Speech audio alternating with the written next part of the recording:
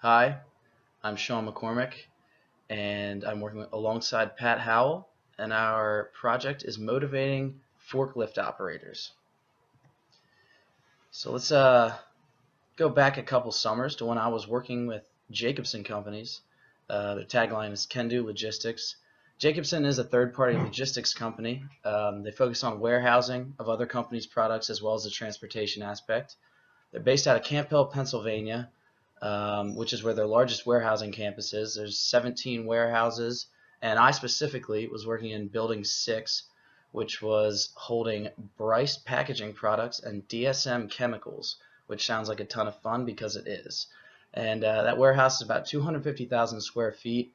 And besides myself, the operations lead, there are 9 forklift operators that work inside that we'll refer to as FLOs sometimes, and one operations manager who oversees not only that warehouse but other warehouses as well. And so the main tasks that actually occur inside the warehouse are the loading and unloading of trucks that will pull up, of pallets of product off the trucks and onto the trucks and then onto wire racking throughout the warehouse. So the need here was that Jacobson basically needed to cut out all overtime requests for forklift operators.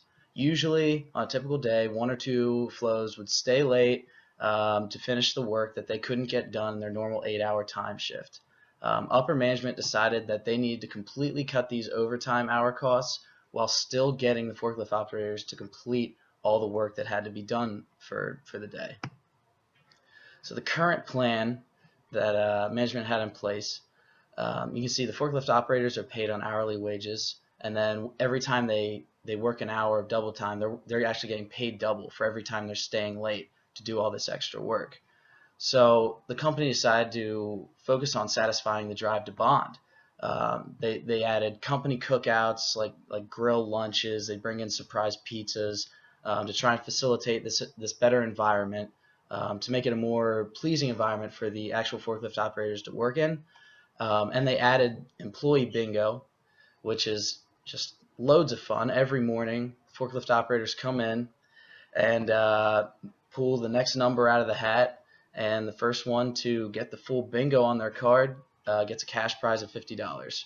Also, after 1 year of employment, employees will see a raise as well as their benefits will start to kick in. So the incentive to stay and continue employment is there, because there's such a high turnover between forklift operators. Typically, I would see I'd see a new one every couple weeks come in and out. So the problem is clearly that it's very difficult to intrinsically motivate a forklift operator just because the simple task of the job, just operating a lift for 8 straight hours. Extra compensation is a good extrinsic motivator, but because that's what a lot of the operators are actually using to, they're staying the overtime to try and get that extra cash, that actually has to be scaled back a little bit. And so we can take a look at the performance equation. Performance is ability times motivation. And the ability, pretty much anyone can have the ability to drive a forklift. All it takes is, it's simpler than driving a car even, I would say. But the motivation aspect, the desire and the commitment is very low. Like I said, there's high employee turnover. Saw a new forklift operator every couple of weeks, just coming in and out. Just some of them are just trying to get some quick cash, and some of them are actually trying to find steady employment. But the desire aspect is even lower than commitment. It's a very mundane, repetitive job. You're getting on the lift, you're pulling up to a truck, you're using the forklift to pick up a pallet, take it to a rack, drive right back to the truck, get the next pallet, and you're doing that 30 pallets on a truck, and a large number of trucks come in every single day to the warehouse, and so that's all it is. So you can take a look here at the chart we developed at the bottom of the screen, with the current plan, where the skill variety very low. All it is working the forklift basically. The task identity, however, very high currently, where you can see, you put the pallet away and you can see that this task is done, this truck is unloaded, this truck is loaded. That's very easy to tell. The task significance, however, quite low. just because even after you see a truck unloaded, you're not seeing part of the bigger picture. And the next one's just pulling up, so very low task significance. The autonomy is even very low because you have the operations leader, the ops manager, telling you, hey, you got to go pull this truck and you got to put this here and this pallet goes here, here, and here. Everything's already pre-planned for the operators, as well as the feedback from the job, which is very low. So we have proposed a plan to hopefully at least improve the task significance to medium and give the forklift operators a high level of autonomy. Hello world, I'm Pat Howell. I'm the second half of this duo, and I'm going to go over the second half of what the problem is here and offer what our solution is. So I think as a starter here, we'd have to address the two types of problem that we're dealing with, and I think for some of the forklift operators, we have a perception problem where it's not very clear among both parties, the managers and the forklift operators, that there is a problem at hand, which is the frequency that operators are having to stay overtime. And then for most of these operators, I feel the main problem at hand is an incentives problem, where the operators aren't seeing the connection between if I perform, will I get rewarded. And so when we look here at our example of the $50 bingo game serving as the only reward system currently in place, it's not proper. It's got medium balance, which is the enthusiasm that you would really receive and see from an operator if they win. Yeah, that's awesome. They won the $50 bingo game, but that's not going to make or break whether they decide to stay with your company. Or whether they'll actually be more productive while actually working. So the low instrumentality, that's referring to if I perform, in this case, if I fill out my bingo card, will I get the reward? And it's extremely unlikely, and it is not linked to the work performance at all, so it's really not beneficial, and that's where we need to implement a reward system which will have high instrumentality. And the high expectancy, that's just addressing whether they can or cannot do the task. In this situation, you're going to really run into some problems if someone can't even fill out a bingo card.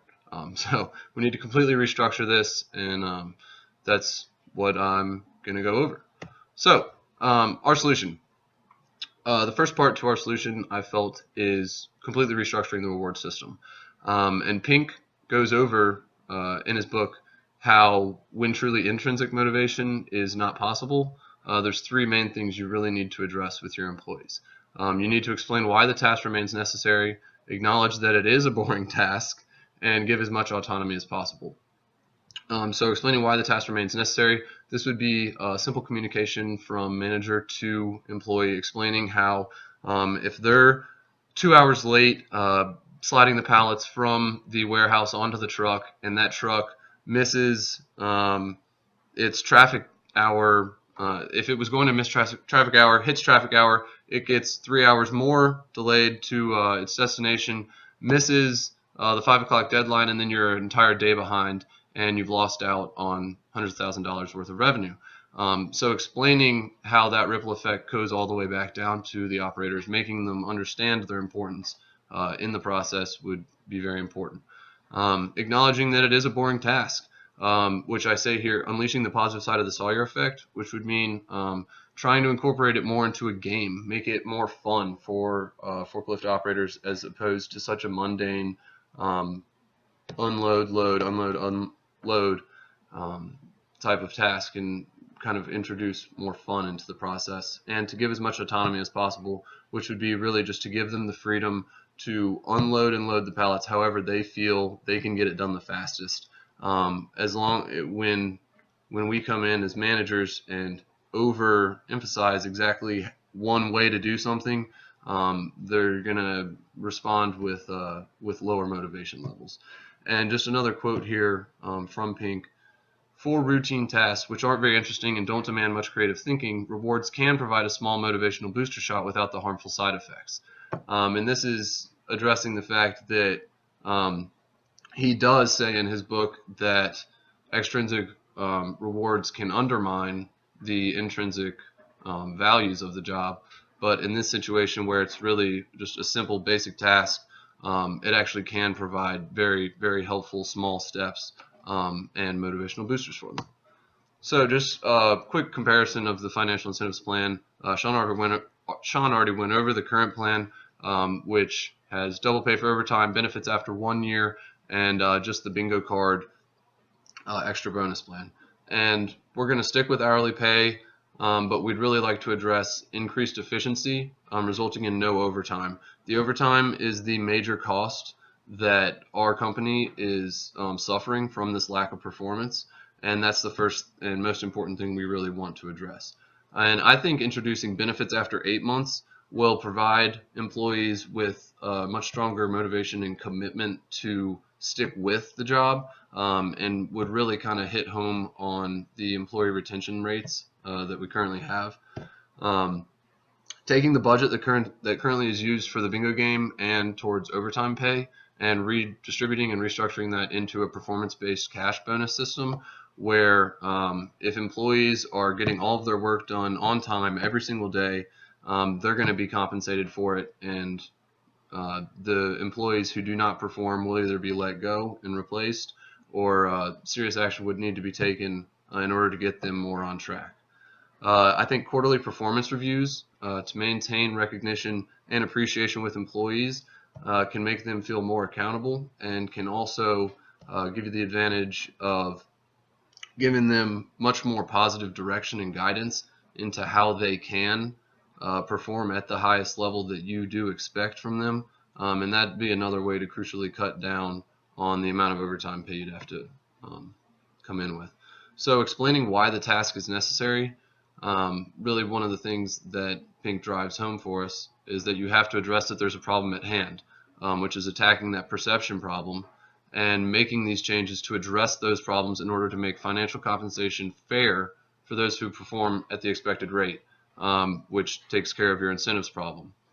I think another really big help here could be in the employee turnover, restructuring the talent acquisition process and really looking more into utilizing a Southwest model of hiring, finding people with more traits that you can't necessarily train someone for, bigger or better people skills and more team-oriented thinking, could foster an environment where you could definitely help break free of the level of boredom that these operators can feel every single day, day in and day out.